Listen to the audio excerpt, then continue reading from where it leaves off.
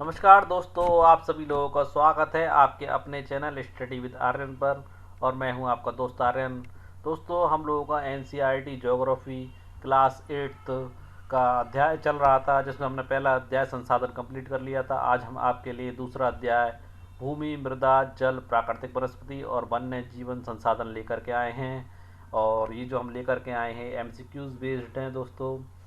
अब आगे देखते हैं दोस्तों। आज का पहला प्रश्न, विश्व की 90% जनसंख्या भूमि क्षेत्र के कितने प्रतिशत भाग पर रहती है? तो दोस्तों, सर्वप्रथम आप ये समझिए, आपकी पूरी अर्थ इस पूरी अर्थ के संदर्भ में बात कर रहा है कि विश्व की जनसंख्या जैसे कि 100% जनसंख्या है, तो 90% जनसंख्या के बारे में पूछ रहा है। तो शेष कितनी बची दोस्तों? 10%। तो 90% जनसंख्या भूमि क्षेत्र के कितने प्रतिशत भाग पर रहती है? 30% पर, 70% पर, 20% पर या 50% पर? तो दोस्तों, इसका सही विकल्प है आपका 30% पर। देखिए दोस्तों, भूमि क्षेत्र के 30% भाग पर विश्व की 90% जनसंख्या निवास करती है। अब दोस्तों, जब जनसंख्या की बात कर रहे हैं हम यहाँ पर, तो जनसंख्या कितनी दोस्तों? 90%। तो कितनी जनसंख्या बची दोस्तों? 10%। और भूमि का क्षेत्र कितना बचा दोस्तों? 70%। तो आपको बता दूं दोस्तों, बाकी की 10% जनसंख्या, बाकी का जो भूमि क्षेत्र का 70% बचा है, उस पर निवास करती है। इसको इस प्रकार समझ सकते हैं दोस्तों। देखिए देखिए विश्व की 90% जनसंख्या कुल भूमि के 30% भाग पर रहती है। क्योंकि लोग दोस्तों वही रहना पसंद करते हैं जहाँ जीवन यापन के लिए अच्छी परिस्थितियाँ हों, जैसे पीने की उपलब्धता हो, पीने के जल की, उपजाऊ मृदा हो दोस्तों, मौसम की अनुकूलता हो आदि। जबकि बाकी के जो 70% क्षेत्रफल, जो 10% लोग रहते हैं, वो शायद ऐसे क्षेत्र हैं जहाँ पर कम लोग निवास करते हैं या विरल है। जैसे रेगिस्तान हो सकता है, पहाड़ी क्षेत्र हो सकते हैं, पर्वतीय क्षेत्र हो सकते हैं, पठारी क्षेत्र हो सकते हैं, अनउपजाऊ क्षेत्र हो सकते हैं आदि। दूसरा प्रश्न देखते हैं दोस्तों। देखिए, विश्व के भिन्न भिन्न भागों में रहने वाले लोगों एवं उनके जीवन व्यतीत करने के तरीकों में भिन्नता का कारण नहीं है। तो दोस्तों, भारत हुआ, अमेरिका हुआ, अफगानिस्तान हुआ, ऑस्ट्रेलिया हुआ, ये भिन्न भिन्न देश हैं, और वहाँ पर जो लोग रहते हैं उनके जीवन व्यतीत करने के तरीके में भिन्नता भी पाई जाती है। अब प्रश्न पूछ रहा है कि भिन्नता कारण नहीं है। संसाधनों की उपलब्धता। दोस्तों, संसाधनों की उपलब्धता तो भिन्नता का कारण होती है, क्योंकि कुछ पहाड़ी क्षेत्रों के लोगों की जो जीवन व्यतीत करने का तरीका है वो अलग होगा। तो संसाधनों की उपलब्धता तो रहती है। प्राणियों प्रौद्योगिकी के उपयोग की भिन्नता, भूमि की गुणवत्ता, मृदा, जल, प्राकृतिक वनस्पति आदि के उपयोग की समानता होना। दोस्तों, यहाँ पर चौथा विकल्प नहीं, गलत दे रखा है, क्योंकि मृदा, जल, प्राकृतिक वनस्पति हर क्षेत्र में अलग अलग पाया जाता है, जिससे जीवन व्यतीत करने के तरीकों में भिन्नता पाई जाती है। और दोस्तों, यहाँ पर चौथा विकल्प है आपका इस प्रश्न का उत्तर। इसको समझाने के लिए दो ऑप्शन दिए गए दोस्तों आपकी एनसीईआरटी बुक में। एक तंजानिया अफ्रीका के छोटे से गांव की बच्ची को उदाहरण दिया गया है, जो अपनी माँ के साथ हाथ बटाती है दोस्तों, और अपने भाइयों का बकरियों की देखभाल मदद करती है। उसका भूदृश्य दिखाने के लिए दोस्तों आपको बताया गया है कि जो चट्टानी भूभाग है उसके चारों ओर, यानी कि वहाँ का भूदृश्य दिखा दिया कैसा है, चट्टानी भूभाग। और दोस्तों, फसल के रूप में वहाँ पर बताया गया मक्का और सेम उगती है। वो भी इतनी उगती है दोस्तों कि साल भर के लिए उनके भोजन की पर्याप्त व्यवस्था भी नहीं हो पाती है। दूसरा उदाहरण उन्होंने न्यूजीलैंड के एक बच्चे का लिया दोस्तों, जहाँ पर भेड़ पालन का काम किया जाता है। और दोस्तों, भेड़ पालन का काम नवीनतम प्रौद्योगिकी का उपयोग करके वैज्ञानिक विधि से किया जाता है। ओके दोस्तों, और वहाँ का भूदृश्य दिखाते हुए उन्होंने दिखाया है कि वहाँ पर एक विस्तृत घास का मैदान भी है दोस्तों, क्योंकि भैंसों का बाड़ा है, तो दोस्तों भेड़ों का बाड़ा है, तो भेड़ों को चरने के लिए घास का मैदान भी चाहिए। तो दोस्तों, ऊपर तो चट्टानी क्षेत्र दिखाया गया आपको दोस्तों, और नीचे की तरफ आपको विस्तृत घास के मैदान दिखाया गया, यानी कि दो क्षेत्रों के भिन्न भिन्न संसाधन दिखाए गए जिनसे जीवन व्यतीत करने के तरीके बदल गए। और ऊपर के क्षेत्र में आपको मक्का और सेम की फसल बताई गई थी, जबकि नीचे के क्षेत्र में बताया गया है कि जैविक कृषि करते हैं, इनसे साल भर खाने की कोई कमी नहीं होती है। आगे देखिए अगला प्रश्न, भूपृष्ठ के कुल क्षेत्रफल के कितने प्रतिशत भाग भूमि का है? 30%, 70%, 20% या 50%? तो दोस्तों, मैं आप लोगों को बता दूं, भूपृष्ठ का 30% भाग भूमि है, जबकि बाकी का जो 70% भाग है दोस्तों, वह आपका जल है, जैसे महासागरों का, समुद्रों का, झीलों से ढका हुआ जल है दोस्तों। ओके दोस्तों, देखिए यहाँ दिखाया भी गया दोस्तों। प्राकृतिक संसाधनों में दोस्तों भिन्नता पाई जाती है, और भूमि और जलवायु के भिन्न भिन्न लक्षणों के कारण विश्व के विभिन्न भागों में जनसंख्या का वितरण जो है वो भी असमान है। कहीं पर कम जनसंख्या रहती है, कहीं पर ज़्यादा जनसंख्या रहती है। वही सारी चीज़ें इस चित्र के माध्यम से दिखाई गई हैं। जैसे ऊबड़ खाबड़ स्थलाकृति होंगी तो कम जनसंख्या निवास करेगी, मरुस्थल में भी कम कम जनसंख्या निवास करेगी, तो यहाँ दिया भी गया दोस्तों, निर्जन एवं ऐसे क्षेत्र हैं जहाँ कम लोग निवास करते हैं, यानी कि विरल हैं। जबकि उपजाऊ मैदान होंगे दोस्तों, नदी घाटी का क्षेत्र होगा, सघन बसे हुए क्षेत्र होंगे। यहाँ पर आपकी पुस्तक में ऑस्ट्रेलिया में साल्जबर्ग का चित्र दिया गया है, या नदी का क्षेत्र भी दिखाया गया है, और जहाँ लोग निवास करते हैं उनका रिहाइश क्षेत्र भी दिखाया गया है, और यहाँ पर कृषि क्षेत्र भी दिखाया गया है, पेड़ पौधे का क्षेत्र भी यहाँ पर रिप्रेजेंट किया गया है दोस्तों। अगला प्रश्न देखते हैं दोस्तों। देखिए प्रश्न नंबर 4, वर्तमान में कृषि एवं निर्माण संबंधी क्या पूछ रहा है दोस्तों प्रश्न। वर्तमान में कृषि एवं निर्माण संबंधी गतिविधियों के बढ़ने के कारण पर्यावरण के लिए निम्न में से कौन से खतरे उभर कर सामने आए। निम्नीकरण का खतरा उभर के सामने आया है, या भूसंकलन का, या मृदा अपरदन का, या मरुस्थलीकरण का, या उपरोक्त तो सभी। तो दोस्तों मैं आपको बता दूं, कृषि व निर्माण संबंधी गतिविधियों के करने बढ़ने के कारण उपरोक्त सभी खतरे निकल करके सामने आए हैं। उम्मीद है दोस्तों कि मरुस्थल को तो आप जानते हैं कि मरुस्थलीकरण क्या होता है, पर दोस्तों मैं ये समझता हूँ कि आप निम्नीकरण के बारे में नहीं जानते हैं। तो निम्नीकरण के विषय में आपको समझा देता हूँ। निम्नीकरण दोस्तों भूमि की उर्वरता और गुणवत्ता में कमी को दिखाता है दोस्तों, जो अत्यधिक कृषि करने से आती है, वनों की ज़्यादा कटाई करने से आती है, जल प्रदूषण से होती है, जल परिवर्तन जैसे कारणों से होती है दोस्तों। ओके दोस्तों, आगे देखिए अगला प्रश्न। देखिए प्रश्न नंबर 5 में, भूमि जैसे प्राकृतिक संसाधन के संरक्षण के लिए दिए गए निम्नलिखित कथनों में से कौन से कथन सत्य हैं। भूमि जैसे प्राकृतिक संसाधन, तो दोस्तों भूमि तो ऑलरेडी एक प्राकृतिक संसाधन है, उसके संरक्षण के लिए निम्नलिखित में से कौन सा कथन सत्य है। वन रोपण एवं भूमि उद्धार करना चाहिए, और रासायनिक कीटनाशकों एवं उर्वरकों की उपयोगिता पर रोक लगनी चाहिए, अतिचारण पर रोक, उपरोक्त सभी। तो दोस्तों यहाँ पर आपका चारों विकल्प सही हैं, यानी कि उपरोक्त सभी। अब देखिए वन रोपण तो आप जानते हैं, ज़्यादा से ज़्यादा वनों को रोपण करना चाहिए, पेड़ पौधे लगाने चाहिए। अब भूमि उद्धार से मैं समझता हूँ कि शायद इस शब्द का अर्थ आप लोग नहीं समझते हैं। देखिए भूमि उद्धार का अर्थ है समुद्र हुआ, नदी हुई, या झील के जल क्षेत्र से या दलदली क्षेत्र में पानी निकलना, यानी कि उन क्षेत्रों से पानी निकालना चाहिए, यानी नदी से और झील के जल क्षेत्रों से या दलदली क्षेत्रों से। या फिर एक काम करना चाहिए दोस्तों, भूमि को ऊपर उठाकर नई भूमि का निर्माण करना चाहिए, जिससे भूमि पुनर्ग्रहण कहते हैं। इसमें आसपास के जलीय क्षेत्र से मिट्टी निकालकर कृत्रिम भूमि बनाई जाती है, इसको भूमि उद्धार करना कहते हैं दोस्तों। अगला प्रश्न देखते हैं, 6 नंबर का प्रश्न, मृदा के संदर्भ में निम्नलिखित कथनों में से कौन सा ऐसे कथन सत्य है। किसके संदर्भ में पूछ रहा है दोस्तों, मृदा के संदर्भ में। तो देखिए, पृथ्वी के पृष्ठ पर दानेदार कणों के आवरण की पतली परत है, स्थल रूप मृदा के प्रकार को निर्धारित करते हैं। मृदा का निर्माण चट्टानों से प्राप्त खनिजों और जैव पदार्थों तथा भूमि पर पाए जाने वाले खनिजों से होता है। उपरोक्त तीनों कथन सत्य हैं। तो मैं आपको बता दूं दोस्तों, यहाँ पर तीनों कथन आपके सत्य हैं। अब देखिए, मृदा के पृष्ठ पर दानेदार कणों के आवरण की पतली परत पाई जाती है, जो उपजाऊ होती है दोस्तों। देखिए यहाँ पर समझाने का प्रयास करता हूँ आपको। देखिए, मृदा के पृष्ठ पर दानेदार कणों के आवरण की पतली परत मृदा कहलाती है, जो उपजाऊ होती है दोस्तों। ये भूमि में निकटता से जुड़ी हुई होती है दोस्तों। स्थल रूप मृदा के प्रकार को निर्धारित करते हैं। तो दोस्तों स्थल रूप जैसे जैसे होंगे उस क्षेत्र में वैसी मृदा पाई जाएगी दोस्तों। काली मृदा भी पाई जाती है, लाल पाई जाती है, कछारी पाई जाती है, कहीं पर जलोढ़ दोमट मृदा पाई जाती है। आप यहाँ पर चित्र के माध्यम से देख रहे होंगे, काली मृदा भी है, भूरी मृदा भी है दोस्तों। हर प्रकार की मृदा आप चित्र के माध्यम से यहाँ पर देख सकते हैं दोस्तों। देखिए दोस्तों, 7वें नंबर का प्रश्न देखिए, भूसंकलन के संदर्भ में निम्नलिखित कथनों पर विचार कीजिए। भूसंकलन को सामान्य रूप से शैल, मलबा या ढाल से गिरने वाली मिट्टी के वृत्त संचालन के रूप में परिभाषित किया जाता है। दूसरा विकल्प है प्राय भूकंप, बाढ़, भारी वर्षा और ज्वालामुखी के साथ घटित होते हैं। तीसरा विकल्प है पहाड़ी भूभाग में भूसंकलन एक मुख्य और विस्तृत रूप से फैली प्राकृतिक आपदा है। उपरोक्त कथनों में से कौन सा है, कौन से कथन सत्य हैं। केवल पहला व दूसरा, या केवल दूसरा व तीसरा, या केवल पहला व तीसरा, या ऊपर वर्णित सभी कथन सत्य हैं, या ऊपर वर्णित सभी कथन असत्य हैं। तो दोस्तों पहले इस प्रश्न का उत्तर देता हूं आपको। यहाँ पर ऊपर वर्णित सभी कथन सत्य है। अब देखिए, भूसंकलन को सामान्य रूप से शैल, मलबा या ढाल से गिरने वाले मिट्टी के वृत्त संचालन के रूप में परिभाषित किया जाता है, जो कि सही है दोस्तों। और दोस्तों भूसंकलन जो है सुनामी के कारण भी उत्पन्न होता है, वर्षा के कारण भी उत्पन्न होता है, ज्वालामुखी के कारण भी उत्पन्न होता है दोस्तों। और भूसंकलन से प्राकृतिक आपदा ही मानी जाती है दोस्तों। मनुष्य को काफ़ी नुकसान होता है, पक्षियों को, पेड़ पौधों को, सब चीज़ों को काफ़ी नुकसान होता है दोस्तों। अब देखिए दोस्तों, भूसंकलन संबंधित कुछ एक्स्ट्रा फैक्ट आप लोगों को बता देता हूँ।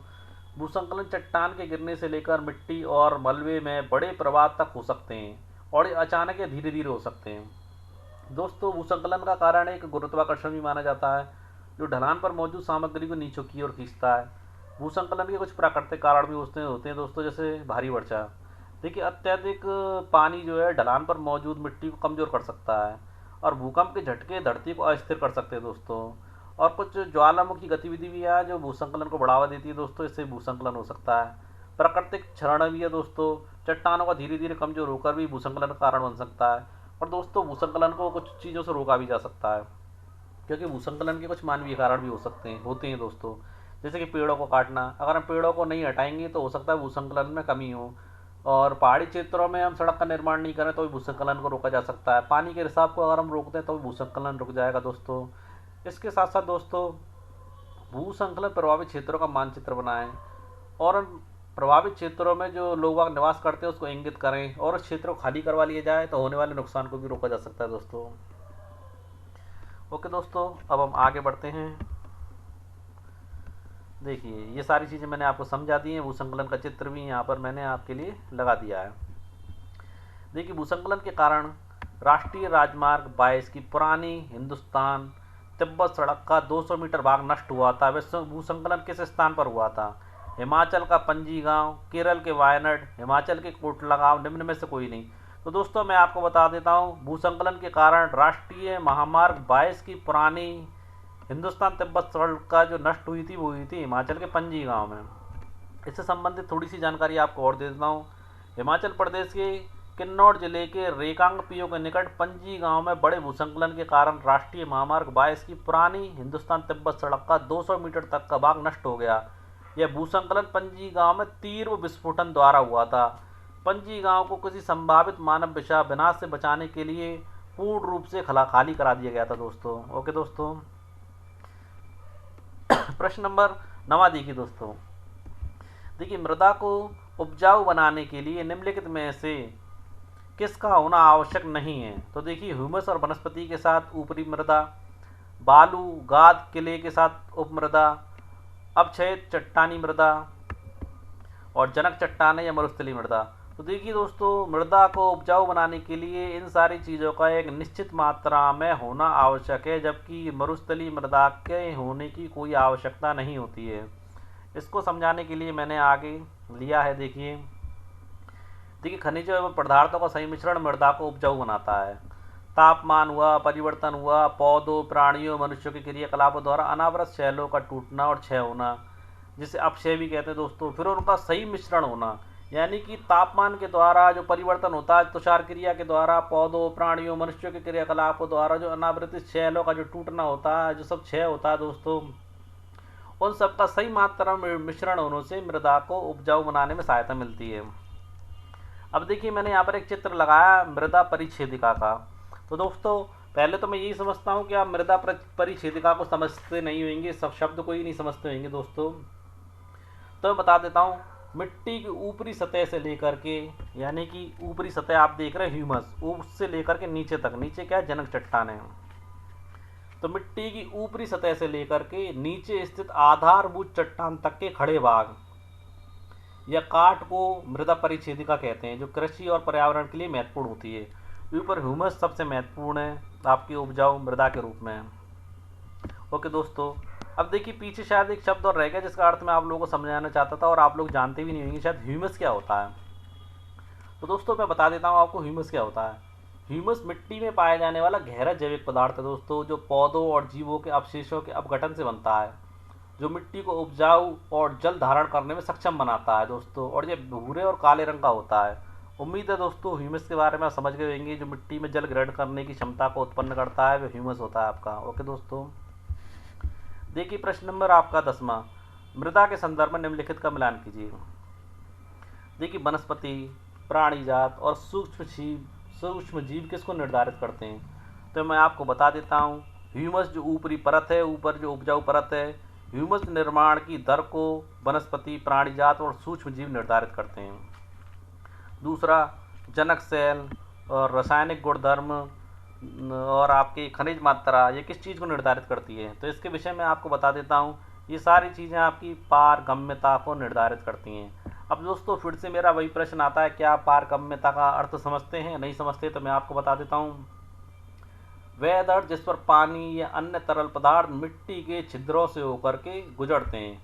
यानी कि मृदा की वह परत मान लीजिए जिस पर से पानी या अन्य तरल पदार्थ मिट्टी के छेदों से होकर के नीचे तक जाते हैं, वो आपकी क्या कहलाती है, पारगम्यता को निर्धारित करती है। ओके दोस्तों, तीसरा पॉइंट, उच्चावच, तुंगता और ढाल, ये किसको निर्धारित करते हैं? तो इसके विषय में आपको बता देता हूँ कि मृदा के संचय को ये तीनों चीज़ें निर्धारित करती हैं। अब देखिए, जलवायु, तापमान और वर्षा किसको निर्धारित करते हैं? मैं आपको बता देता हूँ दोस्तों, जलवायु, तापमान और वर्षा आपका अपक्षय और ह्यूमस निर्माण की दर को प्रभावित करता है। दोनों को ही करता है दोस्तों, अपक्षय को भी और ह्यूमस को भी। ओके दोस्तों, ह्यूमस की निर्माण की दर को भी प्रभावित करता है। अब दोस्तों समय की बात आती है, समय किसको प्रभावित करता है? तो दोस्तों बता देता हूँ, समय आपकी मृदा परिच्छेदिका की मोटाई को निश्चित करता है। ओके दोस्तों, समय के साथ साथ मृदा परिच्छेदिका की मोटाई आपकी बढ़ती है। देखिए अगला प्रश्न, मृदा की आर्द्रता को रोकने के लिए सबसे उपयुक्त विधि निम्न में से है? वेदिका फॉर्म, या आपका समुच्च रेखीय जुताई, या रक्षक मेखलाएं, या मल्च बनाना। तो दोस्तों मैं आपको बता देता हूँ, मृदा की आर्द्रता यानी कि मृदा में जो नमी है जल की, उसको रोकने के लिए सबसे उपयुक्त विधि मल्च बनाना कहलाती है। अब दोस्तों मल्च बनाना क्या है? देखिए, इसमें पौधों के आसपास या पौधों के बीच की मिट्टी पर कार्बनिक जैसे कि पत्ते, छल, घास की जो कतरन होती है, या अकार्बनिक जैसे कि प्लास्टिक सामग्री की परत बिछाई जाती है। इसका उपयोग दोस्तों, इसका मुख्य उद्देश्य दोस्तों मिट्टी में नमी बनाए रखना होता है। इसको मल्च बनाना कहते हैं। प्रश्न 12 देखते हैं, पृष्ठीय प्रवाह और मृदा अपरदन कम करने की सबसे उपयुक्त विधि निम्न में से? वेदिका फॉर्म, या समुच्च रेखीय जुताई, रक्षक मेखलाएं, या मल्च बनाना। तो दोस्तों मृदा को जो सबसे ऊपरी परत, जैसे मृदा अपरदन होता है, मृदा बह जाती है नदियों के तेज पानी से या बरसात के तेज पानी से, जिसे पृष्ठीय प्रवाह भी कहते हैं दोस्तों। तो मैं आपको बता देता हूँ, वो आपका सबसे उपयुक्त विधि उसे कम करने की वेदिका फॉर्म कहलाती है। क्या कहलाती है दोस्तों? वेदिका फॉर्म। अब दोस्तों वेदिका फॉर्म क्या है? देखिए दोस्तों, पहाड़ी ढलानों पर सीढ़ीदार खेत बनाने की एक कृषि पद्धति है जिसमें ढलानों को समतल कर दिया जाता है दोस्तों, ताकि खेती की जा सके और मिट्टी के कटाव को रोका जा सके। उसे हम वेदिका फॉर्म कहते हैं दोस्तों। प्रश्न नंबर 13 देखते हैं, निम्न में से प्राकृतिक अवरोध का निर्माण कृषि के लिए किसके द्वारा किया जाता है? वेदिका फॉर्म के द्वारा, समुच्च रेखीय जुताई के द्वारा, रक्षक मेखलाओं द्वारा, या मल्च बनाना। तो देखिए दोस्तों, प्राकृतिक अवरोध का निर्माण कृषि के लिए किसके द्वारा किया जाता है? तो मैं आपको बता देता हूँ कि इसका निर्माण आपका समुच्च जुताई के द्वारा किया जाता है दोस्तों। समुच्च जुताई के कारण किया जाता है। यहाँ पर आपका दूसरा विकल्प सही है। देखिए दोस्तों, इसमें ढलान वाली भूमि पर समान ऊंचाई वाली रेखाओं के समांतर जुताई की जाती है। इसका मुख्य उद्देश्य मृदा अपरदन को रोकना और मिट्टी के कटाव को कम करना होता है दोस्तों। एक चीज़ और बता दूं दोस्तों, ये हल द्वारा बनाई जाती लाइन, हल द्वारा बनाई गई लाइनें होती हैं, पंक्तियाँ होती हैं, जो खांचे जो बनाए जाते हैं वो पानी को सीधे नीचे जाने से रोकते हैं, जिससे जल जो है मिट्टी द्वारा ग्रहण कर लिया जाता है, कटाव कम हो जाता है। वो समुच्च रेखीय जुताई कहलाती है। प्रश्न नंबर 14 में दोस्तों, निम्न में से मृदा आवरण को बचाने की उत्तम तकनीक है? वेदिका फॉर्म, रक्षक मेखलाएं, समुच्च रेखीय जुताई, या मल्च बनाना। तो दोस्तों मैं आपको बता देता हूँ, निम्न में से मृदा आवरण को बचाने की उत्तम तकनीक आपकी रक्षक मेखलाएं हैं। क्या है दोस्तों? रक्षक मेखलाएं। अब दोस्तों रक्षक मेखलाएं क्या होती हैं? देखिए दोस्तों, तटीय प्रदेशों और शुष्क प्रदेशों में पवन की गति रोकने के लिए वृक्ष कतारों में लगाए जाते हैं ताकि मृदा आवरण को बचाया जा सके। उसे रक्षक मेखलाएं कहते हैं। चारों को समझाने के लिए मैंने यहाँ पर चित्र लगाया दोस्तों। देखिए, वेदिका फॉर्म क्या है दोस्तों? सीढ़ीदार भूमि को समतल करके कृषि करने का प्रयास किया जा रहा है। और देखिए, समुच्च रेखाएं, हल के द्वारा समुच्च रेखाएं बनाई गई हैं। रक्षक मेखलाएं, पेड़ लगाए गए। मल्च बनाना, देखिए पॉलिथीन को डाला गया है जिससे कि बाष्पीकरण नहीं हो, मिट्टी नमी को ग्रहण करे रखे। आगे देखते हैं अगला प्रश्न, वर्तमान में मानव उपयोग के लिए जल की खपत के संदर्भ में निम्नलिखित में से कौन सा विकल्प सही है? यानी कि वर्तमान में मानव कितने जल की उपयोग कर रहा है? देखिए, आपका 25,02,250 घन किमी वर्ष, या 3850 घन, या 6000 घन, या 10,000 घन। तो दोस्तों मैं आपको बताना चाहता हूँ कि वर्तमान में मनुष्य 6000 घन किमी वर्ष के हिसाब से जल की खपत कर रहा है। इसके साथ साथ एक महत्वपूर्ण बिंदु बताता हूँ दोस्तों। वर्ष 1975 में मानव उपयोग के लिए जल की खपत 3850 घन थी दोस्तों, जो वर्ष 2000 में बढ़कर 6000 घन किमी हो चुकी है दोस्तों। अब देखिए अगला प्रश्न दोस्तों 16वां। एक टपकता नल एक वर्ष में कितने लीटर जल व्यर्थ करता है? 1000 लीटर, 6000 लीटर, 1500 लीटर या 1200 लीटर? तो दोस्तों एक टपकता हुआ नल 1200 लीटर जल व्यर्थ करता है, जिसे हम सोचते हैं कि कुछ भी जल की बर्बादी नहीं हो रही है, जबकि वास्तविकता में 1200 लीटर जल बर्बाद करता है। देखिए जल के संदर्भ में निम्नलिखित में से कौन सा कथन सही नहीं है या असत्य कह सकते हैं? 2% लवणीय जल उपलब्ध है जो मानव उपयोग के लिए उपयुक्त है। अलवण जल 2.7% है, जिसका 70% भाग बर्फ और हिमानियों के रूप में है। भूपृष्ठ का 3/4 भाग जल से ढका हुआ है। महासागर पृथ्वी की सतह के 2/3 भाग को ढके हुए हैं। तो दोस्तों यहाँ पर जल के संदर्भ में जो आपका पहला विकल्प दिया गया है वो बिल्कुल गलत दिया गया है दोस्तों, क्योंकि 1% आलवण यानी कि नमक से मुक्त जो जल है वो मानव के उपयोग के लिए उपलब्ध है, 1% ही है। और जबकि लवण युक्त जल जो आलवण जल जो है वास्तविकता में 2.7% है, पर मानव के यूज़ के लिए 1% उपलब्ध है। और दोस्तों जिसका भी 2.7 का भी 70% बर्फ और हिमानियों के रूप में है। और दोस्तों भूपृष्ठ का 3/4 भाग जल से ढका हुआ है, ये बात भी सत्य है। महासागर पृथ्वी की सतह के 2/3 भाग को ढके हुए हैं। तो इस प्रश्न का जो गलत दिया गया है वो पहला विकल्प है आपका। आगे देखिए इसी बात को और अच्छे समझते हैं। देखिए दोस्तों, देखिए महासागरों को जल लवणीय है और मानव उपयोग के लिए उपयुक्त नहीं है। आलवण जल जो दोस्तों केवल 2.7 ही है। इसका 70% भाग बर्फ की चादरों और हिमानियों के रूप में आप अंटार्कटिका में, ग्रीनलैंड और पर्वतीय प्रदेशों में पाया जाता है दोस्तों। और दोस्तों इन क्षेत्रों में जो इनकी स्थिति है, इनकी स्थिति के कारण ये मनुष्य की पहुंच से भी काफ़ी दूर है, इसलिए केवल दोस्तों 1% आलवण यानी कि जो पीने लायक जल है वह उपलब्ध है और मानव उपयोग के लिए उपयुक्त है।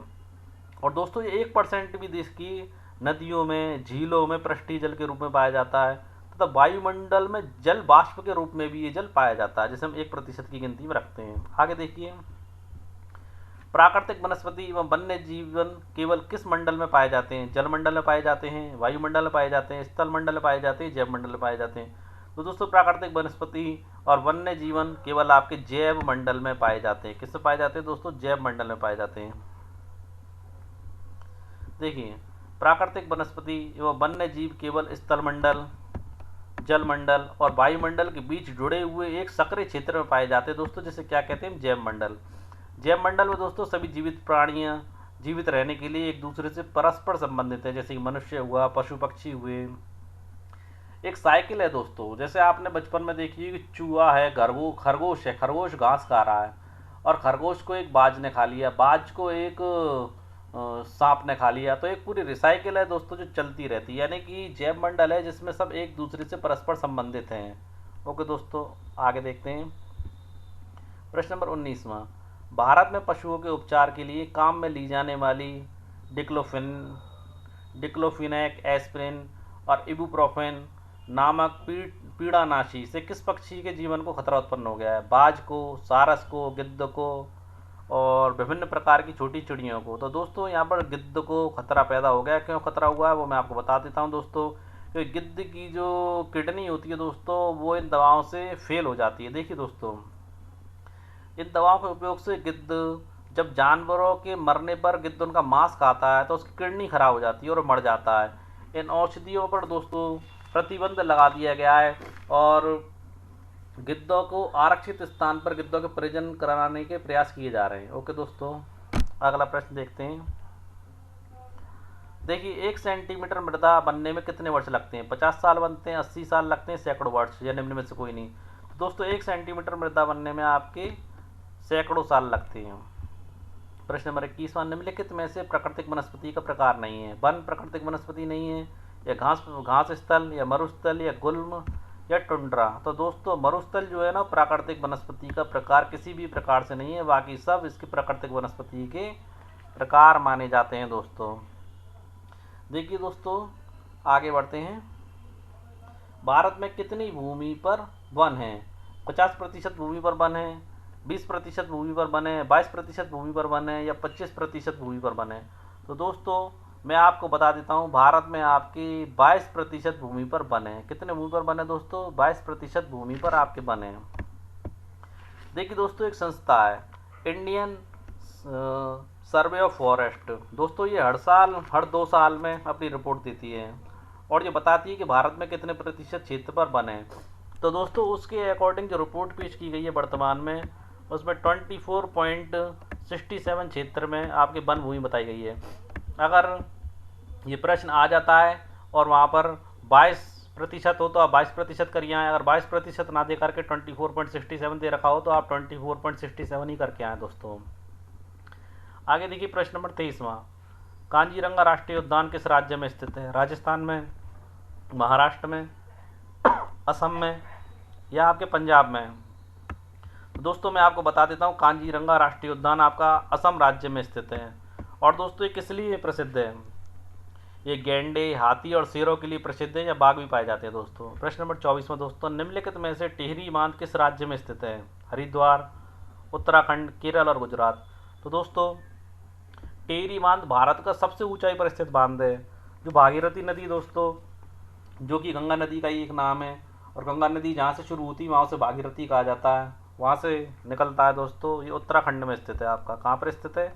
आप लोगों को घुमाने के लिए हरिद्वार दिया गया है, क्योंकि ज़्यादातर व्यक्ति इसमें हरिद्वार को क्लिक करते हैं। आगे देखिए 25वें नंबर का प्रश्न, भारत में निम्न में से किन पशु एवं पक्षी को मारना अवैध नहीं है? शेर, चीता, बाघ? तो दोस्तों शेर, चीता या बाघ को मारेंगे तो यहाँ पर अवैध है दोस्तों इनको मारना। हिरणों को मारना भी अवैध है, सजा हो सकती है, जो सलमान खान को काले हिरण प्रकरण में हुई थी। भारतीय सारंग और मोर, और भैंस, बकरा और बटेर? तो दोस्तों भारत में भैंस हुई, बकरा हुई या बटेर हुई, इन तीनों को मारना अवैध नहीं है, बाकी सबको मारना यहाँ पर अवैध है। 26वां,